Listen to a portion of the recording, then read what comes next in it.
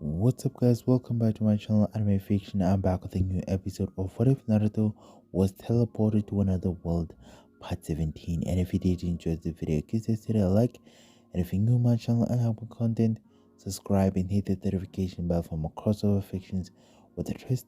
Now let's begin this new video. Damnation in the Rain, Chapter 19. Directly from Arthur.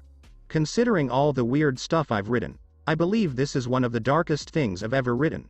So, a word of caution. The Damnation Army was one of Earthland's most nasty and dreaded independent guilds. They had gathered the worst of the worst from all around the planet. They had committed crimes and acts of violence that frightened almost everyone who heard them. Most individuals would flee to safety at the mention of their name in order to avoid their violent techniques. Even these criminals and social outcasts were terrified of the tyrant King Alexander Sorrento more than anything else. This was a man who stole a prototype of one of magical society's most powerful weapons from the government and wiped an entire village off the map. He eluded capture by the combined forces of the Magic Council and the Royal Guard, leaving only disfigured bodies to be returned home. He waged war on Fiore's guilds and the other nations of Earthland and still walked away free. To him, legal and dark guilds were the same if they got in his way. And if that wasn't enough to cement his status as leader, he taught almost a dozen other potential mages one of the strongest, most forbidden spells he'd ever learned and used it to defeat two men.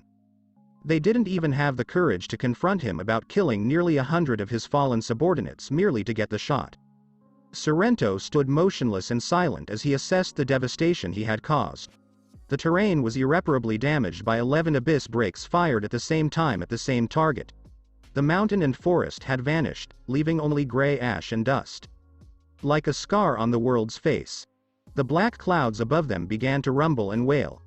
As lightning sliced through the sky, a storm began to form over miles of land. Sorrento only focused on the devastation he had inflicted, while everything around him faded into obscurity. G. Chan. When his 3rd Division general roared at him, Sorrento snapped out of his trance. What? What's wrong? He asked the much younger woman behind him. Marika and Uvijin went forward, their worried expressions on their faces. Master, the fight is over. I don't think there's anything else for us to look for, Uvijin said. Yes. I believe you are correct, Sorrento said, looking back across the damaged ground he had created. Should we gather who we've got left and make a retreat back to our bases? Marika asked, looking up at the massive swordsman. No. Sorrento exclaimed as his trance dissipated and he fixed his gaze on his 2 most devoted followers. We must take our raid on Fairy Tail while we still have the element of surprise. Ji Chan, we can't do that. Our forces are beaten and injured. We aren't at full strength right now. Ji Chan, we can't do that. If we just take the time to gather our resources again and heal our injured, we will be able to attack the guild with no problems. Sorrento shook his head and turned to face his generals. No, this has to be today. Fairy Tail is loyal to one another, following their comrades to any fight as long as they can still move, and if we wait any longer, the council and kingdom will hear about the raid and attack us as we heal. Our men can still fight, and we can personally take care of any mages who pose a serious threat. The 2 infamous generals exchanged glances from their master to one another, uncertain of his plans. Marika. Uvijin. This has been the shadow cast on my life since I made that mistake 50 years ago. I can't make up for that mistake, and I can't ask for forgiveness. All I can do is try to put it behind me. He gazed between them, asking, please, help me bury my sins. The 2 S-class criminals exchanged glances before stealing their resolve and nodding their heads. All right, maggots, on with the plan. We're taking Fairy Tail tonight, Marika said to the assembled army. Some of the guys began to dispute and mumble about the choice before Uvijin screamed, causing them to recoil in horror. They began to scramble around the hill range towards their magical 4-wheelers. The black clouds over their heads began to sway, and rain began to fall heavily. Marika arrived in their personal car, and Uvijin jumped in the back. Ji Chan. Hurry up. Let's go, she yelled out the window. Sorrento ignored the rain and returned to the battlefield where he had finally put an end to his 50-year feud with Hashirama. The mission he had been fascinated with for so many years. The man he had been after for so long. It was all over. He should have been excited and happy, but he didn't feel that way. Empty. Marika. Go through the forest. We're taking the other path, he said as he jumped into the rear of the four-wheeler, bowing his head in reverence to his old nemesis. Before the damaged mountain became barren and dead, every four-wheeler began to drive away. There was not a single member of Damnation remained. The rain began to wash the ash and dust down the slope. The filth began to wash away, revealing a shallow trench in the midst of the blast zone. After much of it washed away, it revealed a frail, broken wooden semi-dome. It tumbled to bits, revealing several twisted, disfigured corpses ravaged by the massive magical blast. Some had missing body parts, while others had full chunks of their bodies blown away to reveal the bone and flesh beneath. As someone struggled to push them up, the bodies began to tumble around and topple over. The bodies were thrown off the injured blonde and the white-haired man who was on top of him. Naruto gripped his chest, sensing that a few of his ribs had cracked and possibly fractured as a result of the blast's impact. Because of the extreme heat, his right arm was singed and most of his sleeve was burned off. The flesh on the outside of his legs was ripped, and blood was dripping down them. He couldn't believe he was still alive after looking around at the carnage inflicted by the inexorable magical attack. He remembered the ancient Damnation guy forming a magical circle with about a dozen other people before everything was engulfed in a dazzling brightness and creeping darkness. And for the first time in his life, Naruto felt hopeless in the face of that man's intention to murder them. But just when he thought it was all over, just when he believed he was going to die, Hashirama lunged in and threw him to the ground. Several Damnation members chased after them, tackling them and finishing the fight there. The ancient Hokage instantly constructed many wooden barricades to protect them. However, as the abyss breaks collided with the shield, the majority of them dissolved into dust. They would have been killed instantaneously if they hadn't been shielded by more than a dozen other people and protected by multiple Mokuton walls. Naruto nervously searched the area for any remaining members of the Damnation army. He exhaled a sigh of relief when he realized they were no longer being pursued by formidable criminals. Come on Hashiji, they're gone now. We've got to warn everyone. He grasped Hashirama's shoulder and began to assist him up. When Naruto touched the old guy, he felt a warm sensation press on his hand. He carefully raised his hand and examined the scarlet blood staining his hand and arm. His expression was filled with horror as he slowly gazed down at the man laying against him. He finally realized he was laying in a pool of blood gushing from the stubs of the elder Senju's legs. They'd been entirely blasted away, leaving only the uneven bones poking out while blood spewed out of them. His entire back was ripped and charred, exposing the most remote regions of his spine. And he was resting still against Naruto. Naruto's heart stopped beating. Hashiji. He took hold of the old guy and lowered him so Naruto could get a better look at him. His face was turning pale, and his eyes were nearly closed. Naruto gently shook him, but he didn't respond. He panicked and began tapping on Senju's cheek, saying, Hashiji. See, come on, open your eyes. Slowly, Hashirama's eyes began to reopen, revealing weak, blurry brown eyes. They blinked slowly before catching sight of the terrified blonde staring down at him. Naru. Too? He asked, turning his head towards the terrified whiskered child. When he heard the old man wheeze out his name, Naruto smiled uncomfortably. Why yeah, old man, I'm here. Hashirama gently moved his head around the scene, seeing only dead bodies and grime in the midst of the deluge. Are you? Okay. He swallowed. Me yeah, I'm fine. Thanks to you. Naruto laughed weakly as Hashirama smiled at his state. Good. That's good. The old Senju attempted to sit up but was unable to stand. I guess I got hurt pretty bad. 'Cause I can't even feel it anymore. Why yeah. Naruto murmured as he examined the elderly man's injuries, feeling blood run through his palms as he lifted the man up. But this ain't too bad compared to what we usually deal with, right? He said, smiling. Like remember when Urza and Mahiro beat us up because we didn't change Koyuki's diapers? That was pretty bad, hee. Hashirama laughed at the recollection of that old memory. Before he coughed and blood began to run down his chin. It's all right, Hashiji. Just stay still. Naruto exclaimed as he summoned the sky sword into his blood-soaked hand.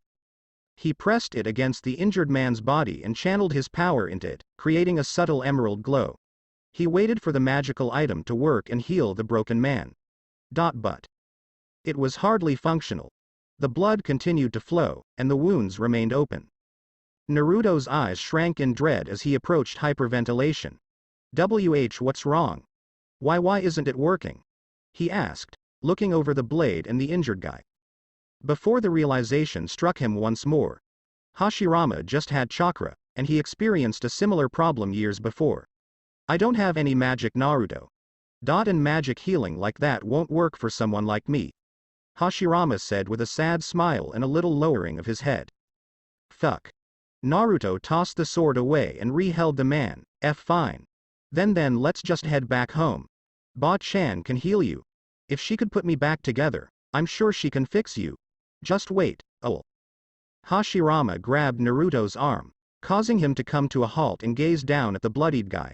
He wasn't even looking up at the blonde because his eyes were fading and feeble. Naruto. I'm sorry for all of this. He took his time regaining his strength. No Hashi-ji. If you didn't try to protect me. Naruto felt a lump in his throat. I was going to die here anyway, Naruto. Fighting these people alone would have been too much. Even for me. He fought to raise his head and smile at the blonde, so thank you. For being by my side. Until the end. No. Defied Naruto. No. You'll be fine, Hashi-ji. Everything'll be fine. Naruto. I know. This is a difficult decision. But I must make a request. Hashirama swallowed some of the blood pooling in his mouth. Protect them. Watch over everyone. The kids. Makarov Dono. Koyuki. Mahiro and Urza.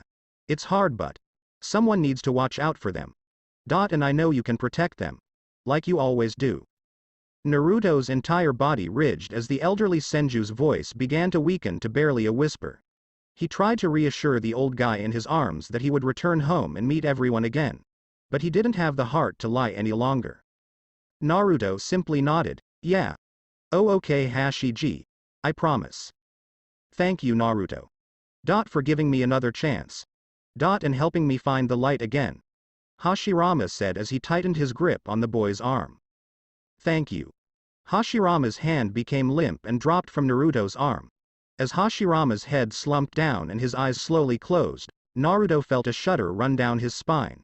He merely gasped a little as he stared down at the still man in his arms. He produced a feeble giggle and tightened his grip on the man, saying, Hey. Hashi-ji, that ain't funny. That's a bad joke. Come on, wake up. He did not receive a response. Naruto shook him again, seriously, come on, wake up. Nothing. Naruto sat there with the dead body in his arms, oblivious to the storm that drenched him. Tears welled up in the corners of his eyes before falling on the body of his old companion. He sobbed as he hugged the deceased man. He removed the burned cloak from his back and draped it over the man he had revered and adored as kin, and threw back his head. Ah! The Damnation caravan proceeded through the grasslands towards the settlement across the range. Several people in one of the automobiles were peering out the window at the clouds above. I can't believe we're going straight to fighting that fairy guild.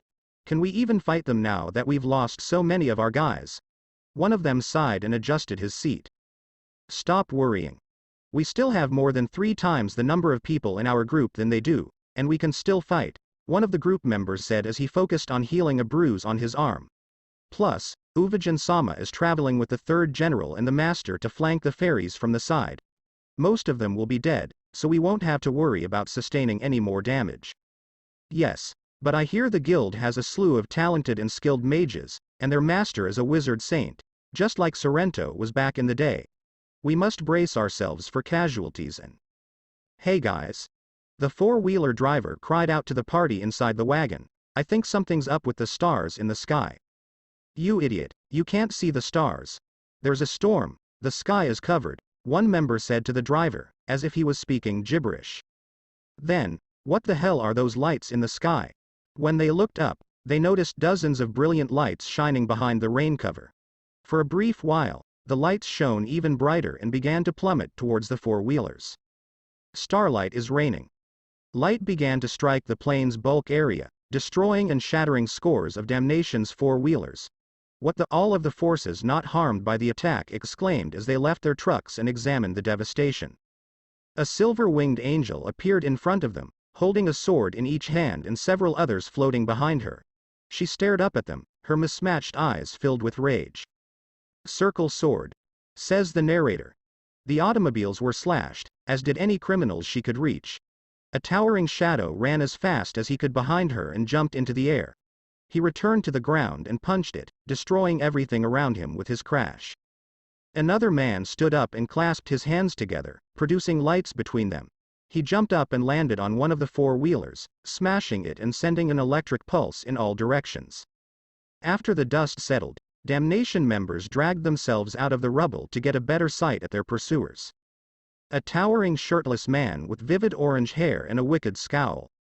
A strong blonde man with a lightning bolt scar above his right eye and sparks all over his body. As her light magic made her body to sparkle, the blonde woman gazed at each member of the nasty criminal militia with total disgust. Finally, the scarlet-haired girl in silver armor was doing everything she could to keep from chopping up every bastard and whore in front of her. A short man in a goofy hat was traveling down the center road between all of these tremendously powerful mages. "I thought it was too much that you would come all the way to our town and detonate a bomb. Normally, we would try to avoid conflict with all of you. But you threatened one of our family. And now." Makarov gradually grew larger and larger until his titan magic made him the size of a massive building. "You fucked with the wrong family," he said, his eyes pure white. From their vantage point in the forest range, the three criminal militia generals surveyed the battlefield. The three most powerful members of the pseudo-guild had planned to drive through the forest all the way to Magnolia in order to ambush the famous legal guild. Allow the subordinates to charge the weaker members while the generals deal with the S-class wizards. But they had never imagined, under any circumstances, that the S-class magicians would attack them. They watched as the guild's colossal master swept his hands and destroyed a dozen of their soldiers in a single attack. Marika watched the action in wonder, saying, "Wow. I've heard the rumors, but these guys are awesome. They're taking out our guys like fodder." As he watched the skillful fighters repel his men, Uvajin grasped a big sword on his back in anticipation. He grinned maliciously as he noticed someone who drew his attention. "So that's the ace of fairy tale, huh? Gildarts Clive. He. I've always wanted to kill someone famous like that." "Are you sure? I bet he just plant his hand in your gut," and her head was severed before she could finish, as it drifted in the air before reattaching itself to her neck. "Me. I kinda want to try myself against that little redhead. She's so cute, and looks like she's got a ton of energy. I wanna break her. I bet her screams would be like an exciting melody to keep me going. But that big guy is the master of the guild. Which means he's a wizard saint. And despite my eagerness, I'm not all that fond of facing an angry wizard saint after killing his lackeys," Uvajin said as he took a step nearer. "Ji-chan?" Marika asked, returning her gaze to the old guy leaning against the four-wheeler. Sorrento opened his eyes to see the fairy magicians fighting throughout the entire grassy plain. He uncrossed his arms and moved on, passing his buddies. He tightened his fist and emitted shock magic ripples from his hands. "They came all the way here to find us. It'd be impolite not to say hello." He scowled at his adversaries. Uvajin and Marika both grinned. They began to make their way towards Th. Boom! The tremendous blast startled them, and they looked around to see their four-wheeler was nothing more than smoldering scrap metal. The powerful flames had shrouded a silhouette in the heart of the big fire. Sorrento's eyes widened as he sensed a familiar but fundamentally distinct intent directed on him. His gaze became more intense, and he couldn't find his voice. He thought it was too simple. That everything he had worked for over the last 50 years had been accomplished so swiftly that there was no way it could be truly over. He was almost there. Relieved. "Hashirama?" he asked, taking a step forward. The smoke cleared, revealing a whiskered boy holding a red and sky-blue sword in each hand. The fire he had started had expanded and spread to the point that it was burning the trees surrounding it. The blonde moved forward gently until he was several yards distant from the disgraced ex-saint. Because of his torn hair, the boy's eyes were obscured. The violence had ripped and burned his garments. His wounds were still open, and he was covered in blood streaks, and the chilly presence he was emanating was unlike anything he had ever given off. Uvijin glanced at the youngster who had survived the enormous blow, speechless. He narrowed his eyes and said, "That can't be possible." Marika was truly surprised that the little child who had interfered with the fight had survived. She just wanted to rush him and break him up piece by piece. She was already giddy with excitement. Sorrento locked his gaze on the unknown man he had seen stand by Hashirama's side in the struggle only 30 minutes before. "Boy. What of Hashirama? Did he survive like you?" He scowled at the young man. He received no response from the fairy mage. "I ask you a question. What happened?" He became agitated. "He told me." Naruto drowned out in an empty and cold voice. "Hashiji told me. About how much he regretted what he did to you. How he had spent years thinking of ways he could have changed things or stopped what happened in Tonewa from ever happening again. And all he wanted to do was apologize to you. For everything he did wrong. But now he can't." He gnashed his teeth and grasped the blades even tighter. Sorrento noticed how he said it and realized that his old nemesis was truly gone. "It doesn't matter. We can try to apologize and make amends for what we've done, but the sins of our pasts are etched into us for the rest of our lives, and they will stay with us even after we're gone. I'll go down as the tyrant king that parents will tell their children about like a horror story, and Hashirama will always be the fool who tried to change his world but only helped destroy another. That won't change, even now that he's..." All Uvijin and Marika could hear was an unbelievably loud explosion before being knocked off their feet by a gust of wind. The child had vanished from one position, cratered the earth he had sprinted off of, and drove his sword into the ancient former wizard saint with the goal of killing him. Sorrento had responded promptly by raising his hand and caught the tip of the sky blue blade between his fingers. As a powerful gust of wind ripped half a dozen trees to splinters, he moved his head out of the way. Only a little scrape remained on his wrinkly old face. Naruto grasped the red sword so tightly that flames began to form on its blade. He hissed at the leader of Damnation. He wanted to ask for forgiveness, but it's pointless asking it from someone like you. You're too far gone. He wanted to help you, but... He cautiously raised his head and fastened his gaze on the old man. But the confidence, boldness, and drive he displayed when battling beside Hashirama had vanished. His blue and brown eyes had changed. They were frosty, ferocious, determined, unwavering. Like something he'd see in the eyes of his generals when they were intent on killing their prey. They were the eyes of a murderer. Demonic eyes. But no more. No more second chances. No mercy. You aren't leaving. Just as Naruto was ready to launch a second assault, he sensed a killing intent aimed at his back. All of his training and expertise assisted him in reacting by ducking beneath the wide roundhouse kick aiming at his skull, and then hopped over the razor-sharp blade that was attempting to mutilate his legs. In the time between the two attacks from the enraged generals, Naruto utilized his chakra to propel himself off the ground and away from the formidable criminals. But as soon as he turned around, the massive swordsman had his sword poised for a full arc stroke. Naruto deflected the hefty strike with the two dragon swords before bringing them back to guard against the returning strike. As sparks flew in all directions, he fought to block the overwhelming speed and force of such a huge blade. But Naruto was unfazed. As Uvijin maintained his bombardment, he used all of his power to block the massive sword. Naruto sensed the other general approaching behind him and preparing to puncture his back with her palm. He reacted by coating his torso in a dense magical field with his armor. Despite his formidable magical protection, her strike pierced into his back and caused a little blood to seep out between his fangs. Uvijin took advantage of the opportunity provided by Marika to slice the fairy mage in half.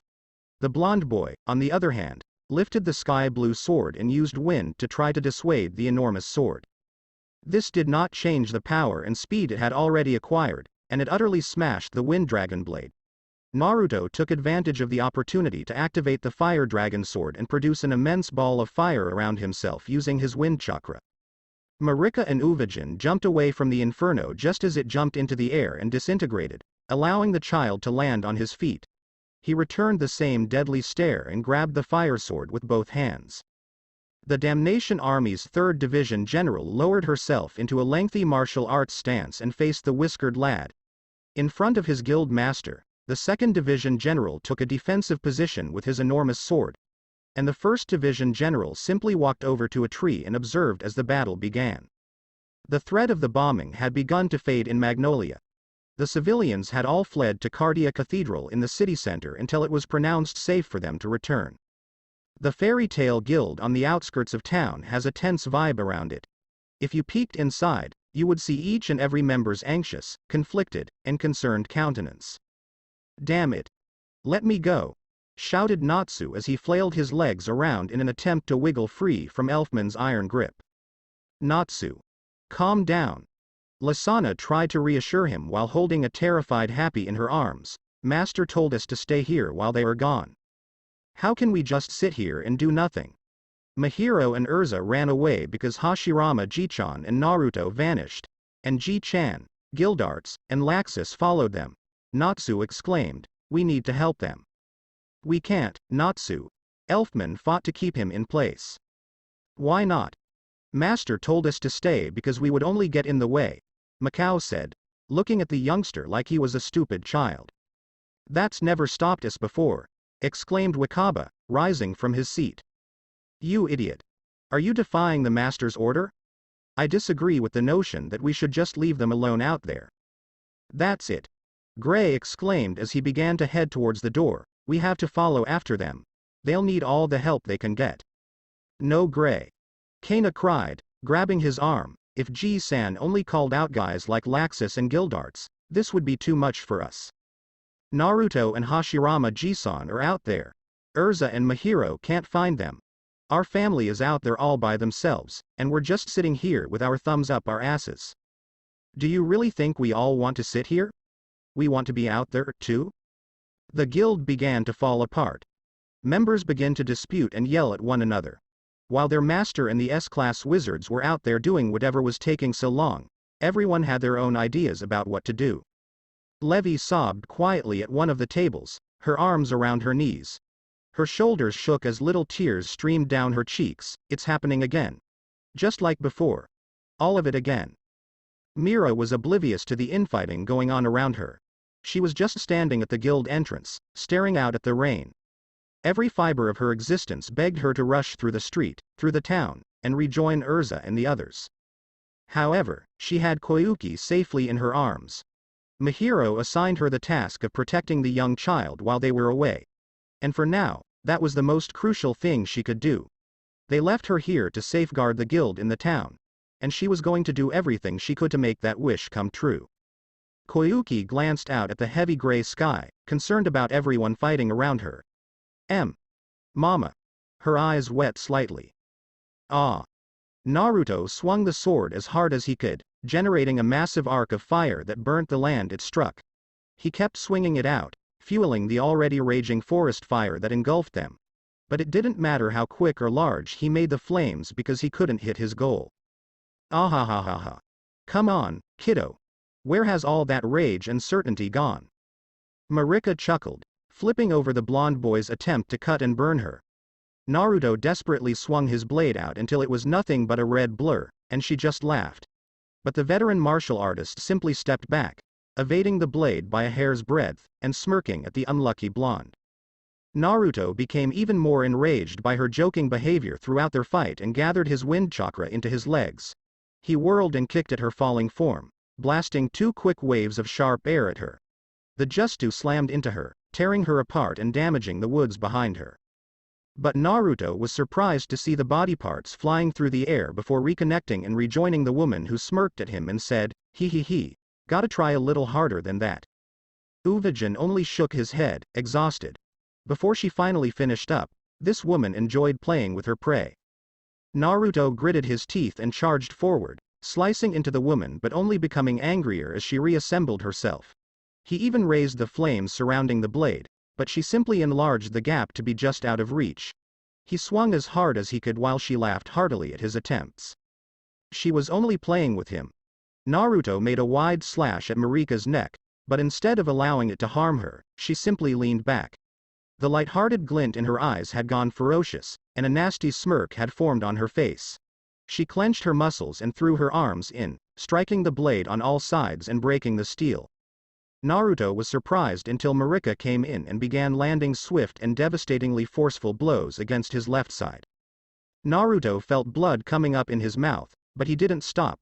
He blocked her fist with his prosthetic for long enough to grip the hilt of his black sword and slice her from hip to shoulder. As the dismembered body floated in front of him, he wrapped his armor around his fist and tried to cripple her, but she simply jumped back and watched as he utterly devastated the earth beneath him. He didn't spend any time diving through the dust cloud, roaring at the top of his lungs and slicing the woman with the kokiri blade. However, it did not add up to anything. Marika resolved to quit fooling about and formed strong knife hands. She curled her hands and thrust them into his chest, her fingertips digging into his skin. She'd stunned him with her Nukite assaults, tearing his flesh and letting some of his blood flow down her fingers. Naruto suppressed his pain and raised the dark sword, slicing the woman through the middle. Despite being split in two, she remained standing and grinned like a vicious monster.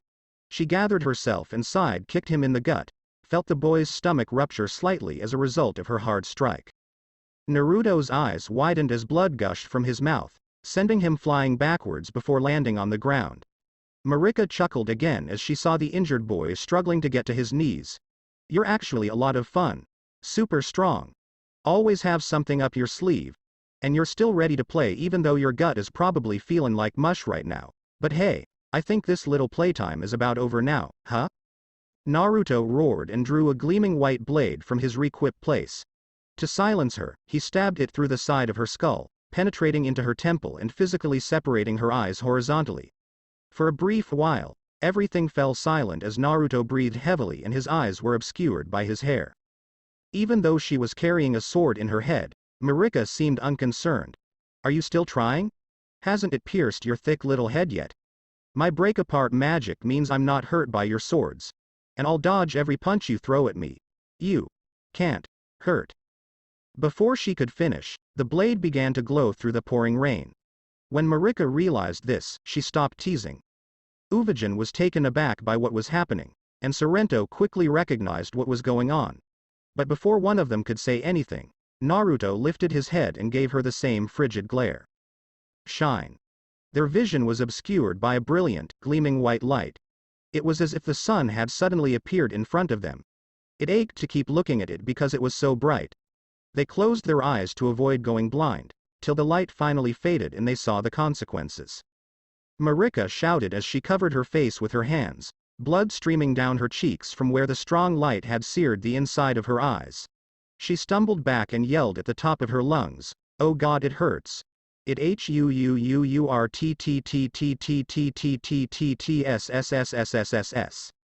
Marika. Guard." Terrified Uvajin. Marika lowered her arms, dazed by the agony and oblivious to the danger that was approaching her.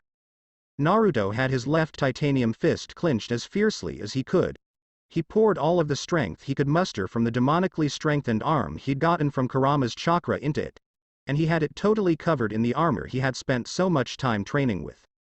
He punched the dissembler so hard in the face that she became lodged in the ground. Naruto yelled as he dug her head further deeper into the soil, creating a gigantic crater that spread out several yards in every direction. Uvajin and Sorrento examined the dust cloud created by the boys' surprise attack on their friend. Naruto emerged from the mist, his left hand dripping with blood from the woman he had just viciously killed. He still had blood on his chin and his injuries hadn't healed, but he had a look of utter anger in his eyes. He tightened his grasp on the black blade in his palm and began moving towards the second general. Uvajin was enraged as he grabbed up his big blade and held it out at the approaching youngster. "You little fucking cunt," he yelled. "Uwoohhhhhh." Makarov roared as he plunged his big fist into the ground, knocking over a dozen soldiers off their feet due to the sheer force of the air pressure. He didn't stop, instead unleashing a volley of fists on the Damnation members. Gildarts dashed through the mob, holding his hand out, obliterating any attempts by the soldiers to subdue him. He leapt to his feet and kicked many men away with a single kick. He swung around and punched someone else, sending them flying back into the crowd. Even when some of the criminals managed to avoid his blows and cut him with their swords, they were stunned to see their valued weapons transformed to scrap metal. Urza sprang through the air, changing from Heaven's Wheel armor to Purgatory armor. She fell on the ground and sprinted forward, holding the enormous spiked weapon over her shoulder. She screamed in desperation and knocked guys 3 times her size to the ground. She couldn't keep it together any longer. The scarlet-haired mage was entirely consumed by rage. She dashed out here in her best armor, disregarding all the cautions and bells in her thoughts that warned it was too risky. She was just praying she could save her best friend and the elderly guy she admired before it was too late. But the instant she noticed this army approaching them, away from the location where the Damnation member claimed they were holding the ambush, her entire hope had suddenly died, and all she needed now was to get her pound of flesh from these men before the fear overtook her. Urza Scarlet was angrier than she had ever been, her hair wild and her eyes full of unbridled rage. She clutched the massive bat as tightly as she could and roared at the top of her lungs, "Ahhhhhhhhhh." Ha! Naruto tried to stay upright as he skidded back from the incredibly powerful sword swing. He backed up as the swift swordsman emerged in front of him and uprooted the earth with his slash. The big swordsman simply vanished and reappeared wherever Naruto had an opening. The only thing keeping the youngster alive was that he was blocking the strikes with his kokiri. Even so, it felt like he was gradually breaking his arms. "I can't believe someone like you has the kokiri blade. That's a priceless artifact. Not to mention one of the strongest swords in the world," Uvijin said to the panting boy, but the muscular man just smirked and grabbed his sword with both hands. "Let's see just what it takes to break that thing." Naruto panted a little longer before leveling himself and assuming his own sword stance. He gently let his power surround his body, an aura of armor encompassing his entire existence to ensure he was ready for the conflict that was about to take place. The two men were tense since the only sounds they could hear were the cascading water and the battle thousands of feet away. Uvijin materialized a foot away from Naruto after using his accelerate magic. Naruto's eyes widened as he lifted his sword to prevent the attack that would have split him in half. Naruto flew through the air, taking use of the opportunity to accumulate wind chakra in his legs. When he landed, he took off at twice the pace and began exchanging blows with the larger man. Sorrento watched as his colleague began laughingly sprinting around the entire burning area. He clashed swords with the blonde mage on a regular basis, causing a loud bang and sending shock waves and sparkles in all directions. He couldn't help but admire the whiskered boy's bravery. They would have been soundly defeated if this had been against one of his other subordinates, and dealing with Uvijin's strikes and quickness was no easy task. But, like so many others he had seen before, their limit was getting closer. Naruto was traveling as quickly as his wounded body would allow. He felt as if his legs were going to give way at any moment and was aggressively resisting the temptation to vomit more blood due to his stomach injuries. But the warrior known as Warblade didn't even appear to be tired. He watched as the gigantic man smiled and then vanished. Naruto spun back to confront him, but he had already vanished.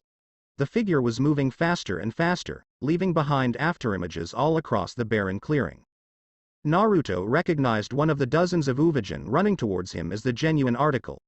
Naruto raised the black sword above his head and slashed through the man's chest. It was, however, only another elaborate after-image. The massive man appeared behind Naruto with a sneaky smile on his face, leaving Naruto entirely unprotected. He pointed his enormous decimator blade towards the boy's back and said, "Peekaboo."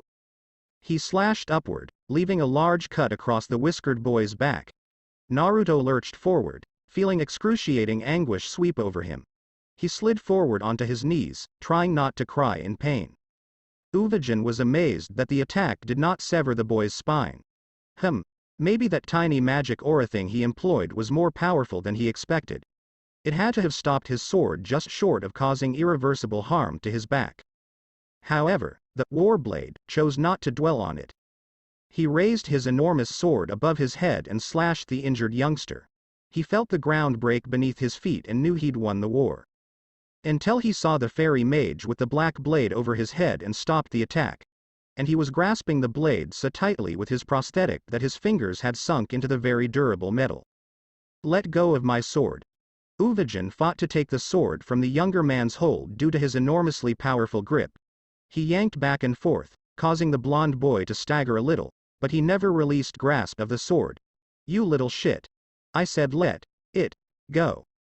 Naruto let go of the sword, causing Uvajin to lift it into the air and stumble slightly as a result of the loss of resistance. Naruto twisted on his knees, held out his black sword, and slashed through the massive man's vulnerable knees. After his legs were cut below the kneecap, Uvajin fell backwards. He felt blood spurt from his open wounds, coating the muddy earth in crimson red. But before he could scream from his severe wounds, he looked up to see Naruto standing over him, his eyes reduced to white dots on a dark background. As he hoisted the kokiri over his head, the fire in the forest blazed behind him. Uvajin raised his enormous decimator blade to deflect the incoming blow. But Naruto slashed the massive blade faster and stronger than ever before. He slashed through the massive sword with ease, landing on Uvajin's collarbone and pushing it all the way down to his waist. The skilled swordsman felt blood gushing from his massive wound like a volcano. He let go of all the strength in his arms and dropped the broken sword's handle to the ground. For a little period, his eyes remained wide open until they became too heavy to bear, dropping backwards into a mixture of mud and blood. Naruto trudged over the body, his boots sinking into the dirt as he prepared for his final battle. He was difficult to breathe because one of his cracked ribs had touched the outside of his lungs. He strained to keep going till he arrived at his destination. Sorrento gently opened his eyes and glanced up at the boy standing only a foot away. Even through the darkness generated by the big forest fire behind him, his eyes were still visible. His eyes had turned even colder and more demonic. He resembled a creature from hell. Sorrento pushed himself off the tree, his face only a few inches away from Naruto's. The boy's blue and brown eyes met the milky white and gray eyes of the elder man. He narrowed his eyes at him even more. They didn't say anything. They simply jumped back as the ground beneath them exploded as a result of their might. As he sped around the battlefield like a bolt of electricity, Laxus unleashed another bolt of pure lighting on the assembled Damnation members. He continued to fly through the air before needing to turn off his powers and take a rest. These bums weren't anything exceptional to him, yet they wouldn't stay down. Every time he sent a group of them packing, another group just took their place long enough for them to be healed. It was a never-ending cycle of beating, hiding, healing, and beating again. Laxus felt a big hand grab his bicep and bring him to his feet. He looked up to Saw Gildarts, who was sweating profusely, and asked, "Need some help?" Laxus formed a scowl on his face before yanking his arms from the older man's grasp. "I don't need your help, old man. These guys aren't shit," the blonde lightning mage said, looking around at the enormous gathering. "Yeah, well, I'm saying we might finish this faster together, you little brat," Gildarts said, rotating around till his back was near to Laxus's. Laxus wanted to defend that point, but he was more concerned with the hundreds of people on each side of them. "Serious?" Mahiro yelled at the top of her lungs, holding both her hands out, a gigantic ray of light flying into the audience. Despite the fact that she blew about 100 of them away, the void was quickly filled by another set of the unyielding Damnation members. Makarov shrank back to his original size, gasping slightly from the strain of his previous body. "Is it just me, or does it feel like we aren't even making a dent?" he asked Mahiro. "If it keeps going like this, we won't be able to fight anymore," Mahiro said, wiping sweat from her brow as she took a deep breath. "We have to stop these guys and go look for Naruto and Oji-sama." Makarov nodded his head, ready to resume battling. Until they heard a cry and Urza jumped over to them. She landed on her feet, but her legs quickly buckled and she re-equipped into her base armor. "Urza, are you all right?" asked two elder mages as they approached her. She was out of breath and nearly out of magic from the constant struggle, but she bowed her head and disregarded the exhaustion. "I'm fine, but we can't stop now." Among the hundreds of Damnation members, one said, "You can try all you want, but as long as one of us is still standing, we won't stop. We won't let you past this point. There won't be any ending in this that lets you all walk away free," Makarov said as Mahiro and Urza stared at the mob in front of them.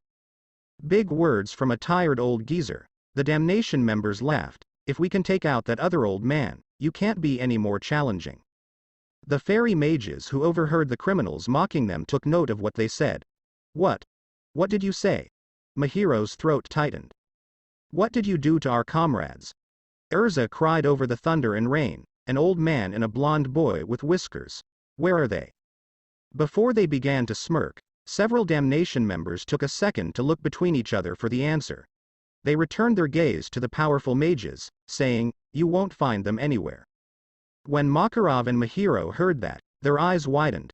They refused to accept the thought that they were too late to save their comrades and families. Urza simply felt something icy clutch her heart as she fought to say, "No. They're no longer there, you won't even find the dust." Urza almost collapsed in horror after learning that they had failed. Mahiro clenched her teeth till her gums bled.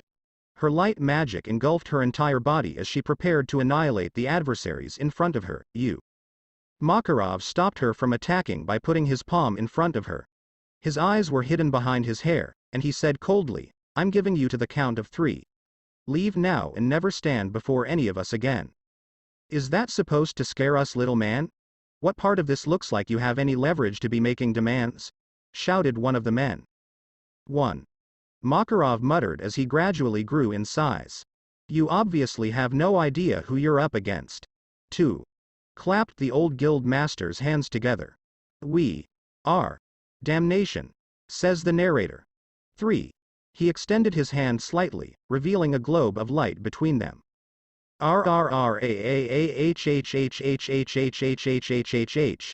The entire gathered forces of Fiore's most fearsome independent guild pushed forward at their opponents, with the intention of murdering, dismembering, and torturing these 5 people until they were nothing more than broken husks of their former selves.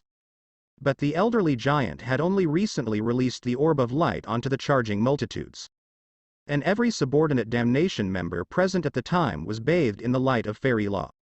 Sorrento noticed a blindingly brilliant light coming from the battlefield that penetrated through the forests they were running through.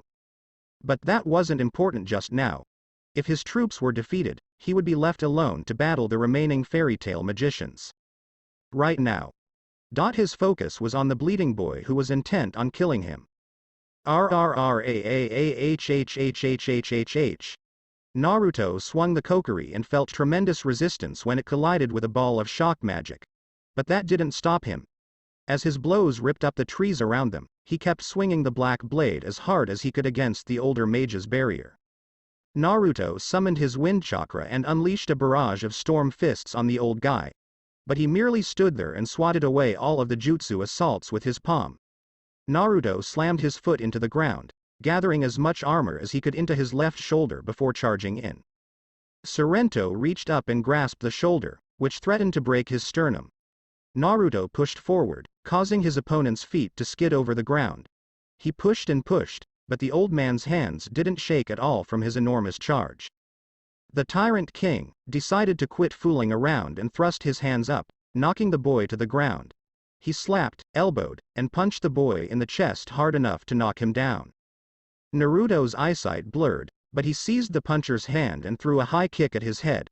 When the old man dodged, the whiskered youth whirled through the air, gathering an enormous amount of armor in his right hand. Sorrento raised his hand and used part of his shock to deflect the attack. Even with the guard, the punch was so powerful that he was sent flying back through the trees. He sank his feet into the ground to stop his flyback and stared down at 3 shattered fingers from his guard. That actually impressed him. Naruto altered his armor to become claws, gigantic hands, and spikes, but they were all ineffective against the old wizard saint. He attempted another tremendous assault after another until he felt the elderly man put both his palms in front of him and gather his magic. Grand Wave. The huge shockwave that encompassed Naruto's entire body knocked him back. He bounced off the ground a few times before coming to a stop. As he struggled to get back up, every muscle and bone in his body screamed in agony. He fought, gripping the earth as tightly as he could, until he was able to stand again. Sorrento was already in front of Naruto, holding the boy tight in a one-arm hug. This unexpected gesture caught Naruto off guard in the midst of his life or death battle, but he felt the support he had earned for that moment was just enough to enable him get on his feet again. "I'm sorry that you had to be involved in a grudge match between 2 old foolish men, but this fight, all of our fights, are over now," Sorrento said with genuine remorse for the sins and actions he had caused up to this point. "Perhaps if we had been born under different circumstances, the misfortunes we suffered up to this point could have happened to some other poor souls. But we can't change what's happened," he said, gently placing his hand against Naruto's chest, "so just close your eyes. And this will all be over." Sorrento's palm began to glow, and the air began to ripple. He placed his chest against the boy's shocking front. Mahiro could. No, she didn't know what to do with the situation in front of her. She was overcome with rage, hatred, grief, remorse, shame, and helplessness all at once. She was only one strained voice of reasoning away from forsaking everything she had learned about self-control and slaughtering as many of Damnation as she could. Makarov then clasped his hands, bathing them in the brightest, warmest light she had ever seen. Damnation was halted in an instant. The menacing, unpleasant, numerous, and long-lasting criminals were vanished. All that remained appeared to be white husks stuck in time. They all had terrified expressions on their faces. On closer inspection, they were not frozen, but had simply stopped moving. As if they even took one step forward, all that awaited them was retribution. Amazing. This was the type of man who led Fairy Tail and was given the title Wizard Saint. Mahiro believed the massive magical strike was incredible. It had defeated everyone they had yet to face, and they were now safe. Nonetheless, these feelings of hopelessness lingered within her. She was standing next to Urza, and they were both frozen in place. She could see Gildarts and Laxus looking around in disbelief at how the opposing forces that had surrounded them only moments before were now nothing more than statues of their own failure. Mahiro attempted to speak to the short elderly man standing in front of them, who had completely eliminated the criminal militia that had terrified the entire nation. But she couldn't put her words into words. The abrupt change in tone and emotion was wearing on her. I had no choice but to do this. They gazed down at the short old man who was staring at the ground. He strained to continue speaking. If I hadn't used fairy law. If I hadn't stopped all of them while I still had the chance. His shoulders shook and he made a fist with his hand till blood poured from his palm. I wouldn't have been able to stop them from destroying them. Mahiro gradually came to realize what was going on. About what she had heard before to the blinding light covering the entire battlefield. And tears began to fall down her cheeks. We have to find something, Makarov muttered as tears streamed down his cheeks. They at least deserve to be laid to rest properly, with their family. Gildarts bowed his head in serious regret that he couldn't aid them. He was always boasting and flaunting his might. But this was one of those times when his strength may have rescued his companions from an untimely death, and he could only stand there. Laxus showed no emotion in the face of the bad news. It didn't matter to him that an old man and an idiot had killed themselves. All they wanted was Hashirama, and Naruto dashed in to assist. He tried to convince himself that this was simply another pointless lament for the dead. But he couldn't shake the chilly chill in his stomach. Mahiro merely stood there, fighting back tears. But then she saw her grandfather's face, smiling down at her and picking her up when she was a tiny kid. The same kind, loving old man who raised her and cared for her when her mother died. The man who taught her to be strong and fearless, and to utilize that strength to help others she cared about. Then she saw that foolish idiot's face as he beamed from ear to ear. Thinking about Naruto rushing through the guild, pranking Natsu and Gray as they chased him. The young man who usually sparred with her and got knocked down before getting back up to battle. That sweet youngster who treated Koyuki as if she were his own little sister and always looked up to Mahiro as if she were a caring mother. The Senju woman sobbed. As the ice-cold rain covered the remainder of her body, she felt tears stream down her cheeks. She screamed at the sky and hit the ground, creating holes. Urza, on the other hand, merely stood there. A terrible sense of dread and dismay washed over her. The same kind of agony she experienced when she floated away from the tower. The same type she felt when she learned her parents were no longer alive. But she didn't want to believe it. She was well aware that it was ridiculous and unrealistic. She understood she couldn't just wish for such a thing. She knew it would only make things worse. She simply refused to believe it. Urza heard a low thud in the background among the cries, splintered ground, torrent of rain, and shattering thunder. When she saw a burning forest and smoke billowing up in the distance, she looked to the side and her eyes widened. She didn't know why, but the armored girl felt compelled to go there. Something compelled her to flee. She did exactly that. She sprinted as fast as she could past the crowd of defeated criminals to the mountain woodland. Mahiro and Makarov noticed her fleeing the battlefield. Urza? Urza, wait, come back. Urza! Mahiro called out to her. Urza simply ran as fast as she could. as though her life was at stake. Sorrento stood there watching as the young blonde staggered back following the point-blank attack. He was stooped down after being hit, yet he was still standing on his feet, until they began to shake more and more. After he lost the strength to hold it, the black blade he was urgently clutching fell from his left hand. He raised his head and extended his hand to the wrinkled old man. He attempted to grab him. He attempted to take just one more step forward. Blood began to leak from the fairy mage's eyes, nose, ears, and lips. More of the red liquid spilled from his teeth as he coughed. His eyes rolled back, and he landed on his face. As blood began to pool around the defeated boy's face, Sorrento looked down. He was no longer moving. It was all over. He'd lost so much of what he'd worked so hard to build over the years.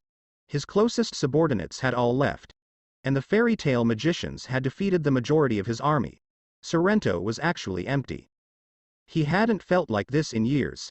He began walking away from the fallen youngster and toward the battlefield. If this was the end of all he had worked for, he was going to make sure there were no loose ends. A creeping blackness encircled him. He could only see his arm out in front of him at this point. As rain careened across his face, he could hear the noises of falling water. He couldn't even feel the chill on his skin. He was completely numb. He was exhausted. He gradually began to close his eyes, allowing the darkness to take over everything around him. "Hey there, Naruto. Come on, man. What's taking you so long, Blondie? Wake up already." Naruto heard a variety of voices calling out to him. When he opened his eyes again, he saw his entire guild in front of him. Natsu, Happy, Gray, Kana, Mira, Elfman, Lasana, Gigi, Gildarts, Mahiro, Koyuki, Levi, Jet, Dwa. Laxus was even present. "Come on, stupid, didn't you promise you'd always come back to me?" From the darkness, he heard Urza's calming voice calling to him. He noticed Urza, who was leaned down to offer her hand, looking down at him like an angel. "Come on, you've never let anything stop you before, so what's stopping you now?" Sorrento came to a halt in his march to the finish line when he sensed a feeble presence behind him. He slowly looked around, his eyes widening in surprise. The blonde he thought he'd slain was barely standing up on unsteady knees. Blood was still dripping from his face, and his eyes were cloudy and unfocused, but he managed to stand back up and retrieve his sword. Sorrento surrendered. No more of his easy fixes. There will be no more mercy. Why won't you die? He gritted his teeth and raised his fist. Everything seemed to move in slow motion for the beaten whiskered mage. He could hear someone yelling. And he had a feeling something horrible was about to happen. All he could hear was, "Hey, Naruto. Naruto, wake up already." The tired, exhausted blonde lifted his head weakly and gazed at the old Senju resting on a log. "What do you want, Gramps?" He frowned. "Stop lazing around, chump. Get off your buttocks and keep practicing," Hashirama mocked as he relaxed back comfortably. "You're not going to get anywhere unless you keep working." "Oh, like you're one to talk," Naruto exclaimed as he rose up and stretched his muscles. "You're just sitting there on your ass gathering dust like the old fossil you really are." "I'm not the young guy the first used to be, all right. I get it. I'm all old and saggy and stuff now," the old ninja said, his face gloomy. "Geez, it's the littlest things that send you over." Naruto clasped his palms together and focused on shaping his chakra. After a brief pause, he opened one of his eyes and asked, "Hey, how long until this stuff starts working?" "Don't know. Maybe in a few months. Maybe in a few years. In all honesty, there's a possibility that we never actually see any substantial development in your ability. Hey, don't just walk away." "I'm hearing a lot of negativity in all this promised strength," Naruto said dryly. "What happened to, I'll help you along the way. The results are up to you, the foolproof way to beat stronger enemies?" "That's right. I forgot I was going to tell you that." Hashirama clapped his hands. "Come back over here, I'll tell you everything." "Geez. Even Natsu has a better memory than you." "Okay, Naruto. Do you know what everyone who is stronger than you has in common?" Naruto paused for a time, unable to come up with a connection between all the individuals he had faced over the years. They all appeared to be distinct individuals with distinct powers and objectives. The trait that people who are strong share are. Hashirama smiled.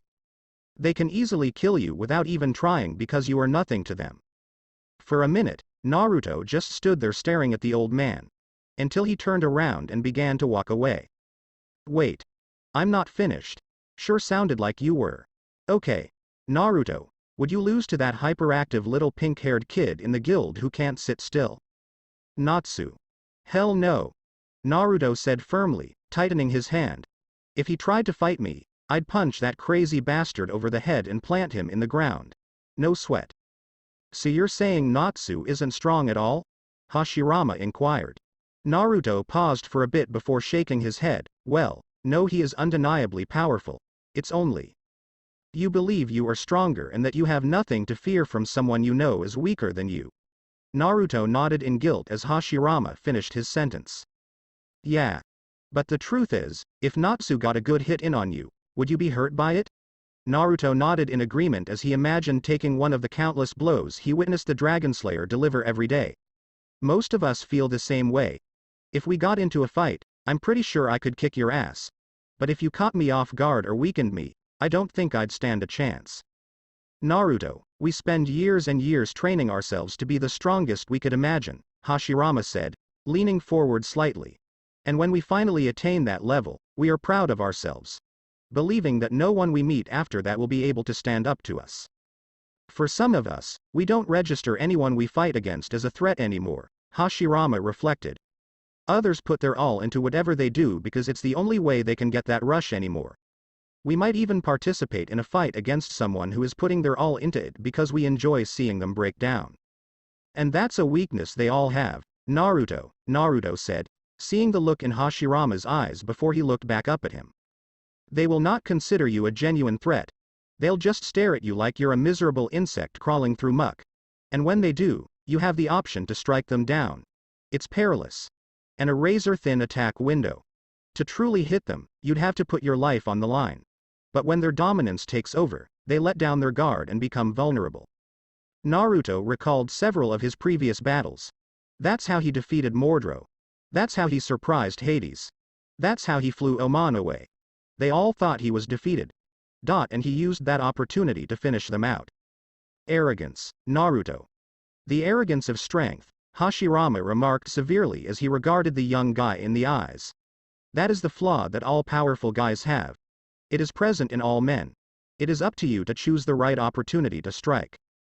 Naruto's eyes refocused. He watched Sorrento release a gigantic wave of power that shattered the environment around them by swiping his hand covered in shock magic. A huge blast echoed in every direction, obliterating the earth and trees in its path. Sorrento noticed the massive cloud of debris he made during his attack, and took a step back. He took a moment to admire his work. And grinned with relief. Until he noticed the shadow in the corner of his eye. When he peered down, Naruto was crouched so low that his knees practically touched the floor. He had taken the old mage's brief fit of fury and dove close to the ground. He defended himself with the black blade till he came at the blind spot of Sorrento's wounded eye.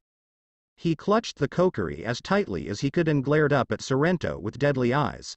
Sorrento was taken aback by his swift movement and held his palms out to form a magical shield.